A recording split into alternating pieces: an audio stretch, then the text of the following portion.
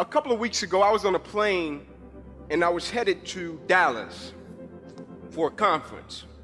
And so as I'm on this plane headed to Dallas for this conference, everybody kind of freaks out, right? At a certain moment, because a gentleman 2 seats up from me, he starts to have a heart attack. And so everybody kind of starts shuffling around, switching seats. You know, they come over the intercom. Is there any, physicians on the plane? Can you come up, help us out?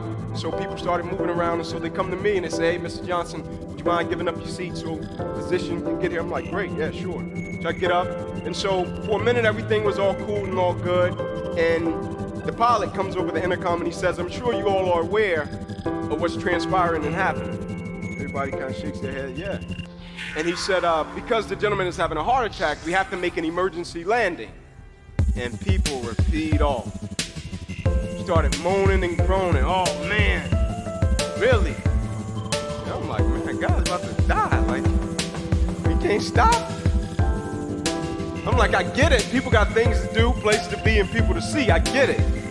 But somebody's life is on the line here. And when I thought to myself, when they landed the plane, I said, man, is that what we've gotten to as a society, to where a destination is more important than another individual's life? Is that what we've gotten to as a society, that goals, dreams, and aspiration is more important than another individual's life? Meaning the interactions with people now, we say, hey, how you doing? But we don't really mean, hey, how you doing? Meaning the interactions are totally off course in terms of seeing an individual through the lenses of something different and seeing them as, this is a person's soul that I have the opportunity to impact instead of bypass. And so my destination is more important than this individual. And so they were moaning and groaning, not about the guy having a heart attack and he's fighting for his life and we got to stop to get him help. They were moaning and groaning because where they were going, they couldn't get there in the manner and the fashion of which they wanted to get there. And when I think about life, I think more times than not, I say, man, what is it, right? What is it that shifts the individual? And a lot of times when I think about it, I think at the core of what it is the transaction. And when I say the transaction, it's when you give something a certain amount of energy, a certain amount of passion, a certain amount of dedication and commitment to a certain thing, and you expect something from that certain thing, and you don't get what you expected. The transaction is the problem. Meaning, like if you're in a marriage and you come in and you're dedicated, you're cleaning, you're cooking, you're washing clothes, and then you don't get the appreciation that you thought you were gonna get, sooner or later it's gonna be a problem.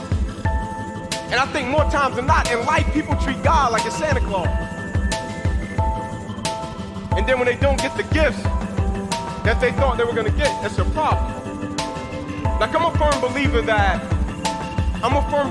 God redirects and maneuvers us when he has us on a mission, right? And in the redirection, I think true courage is the ability to embrace what we don't understand.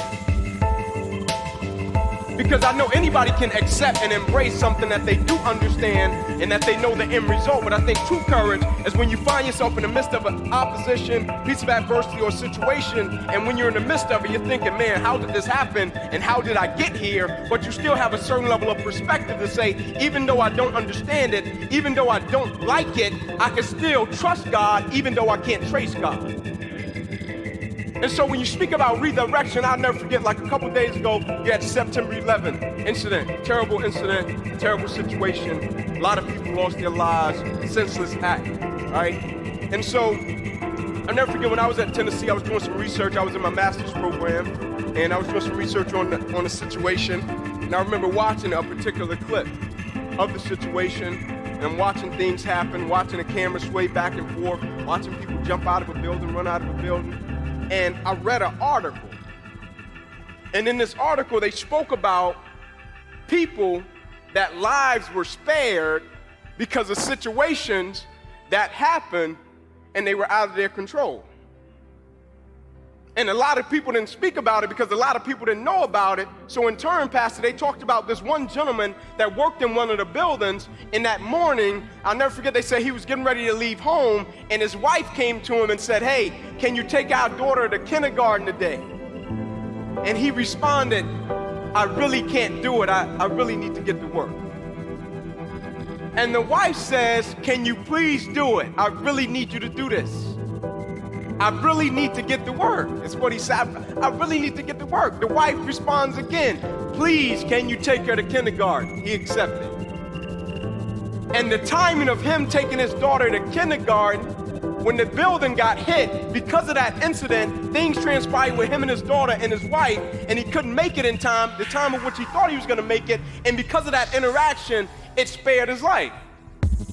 He couldn't control it. One gentleman, he got on a New Jersey Turnpike, headed to the same building on a New Jersey Turnpike. It was an accident. Something happened. It stopped, right? And because it stopped, and I'm sure he was on his way to work, and when it stopped, I'm sure he was fussing and he was mad as all get out. But he couldn't control the situation, and because he couldn't control the situation, his life was spared. One gentleman, they sent him to get some donuts or something. He went to get some donuts. He's coming out of the building. Somebody spills coffee on his shirt. He has to go home to change his shirt. And because of a situation that happened, him going home to change his shirt, it spared his life. One gentleman got a new pair of shoes, walking down the sidewalk, started to get blisters on his feet, had to go back home, change his shoes. Because he had to change his shoes, spared his life. Situations that happened that was out of their control, and when you think about when things happen, the first thing we try to do as individuals, how can I control it and how can I manage it? And if I can't control it and manage it, now I'm frustrated and I'm mad about it. In the words of an older gentleman, he told me one day, he said, young man, you can't speed up the river and you can't slow it down. At a certain point, you gotta have some faith. How many times do we get redirected and we don't know what we're being protected from and we're fussing and we're mad? Like, it's an amazing thing. Now when things happen, my perspective is totally different.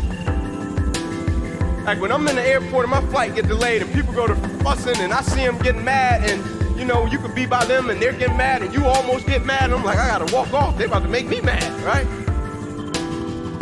But when I walk off, I'm like, God, what are you protecting me from? Like when situations happen now, I'm like, life, what are you trying to teach me right now? Like, God, what can I extract from this situation since I don't like it and I don't understand it? I'm sure lessons and blessings, stages and phases, I'm sure it's something in it that I can extract and apply to some area of my life.